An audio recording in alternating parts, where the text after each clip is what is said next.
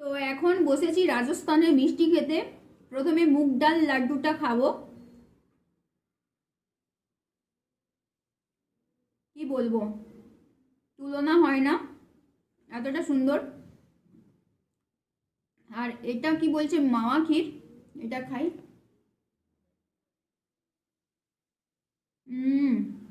আমার সব থেকে ভালো লাগছে মাওয়া ক্ষীরটা, মানে এইটা, এটা আরও অনেক টেস্টি। মুগ ডাল লাড্ডুটাও কিন্তু খুবই ভালো লাগছে।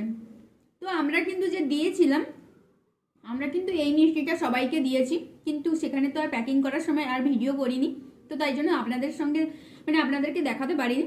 তো এই লাড্ডুটাই আমরা সবাইকে দিয়েছি। এটা হচ্ছে 520 টাকা করে কিলো এই লাড্ডুটা। রাজস্থানের মিষ্টির একটা আলাদাই টেস্ট সত্যি।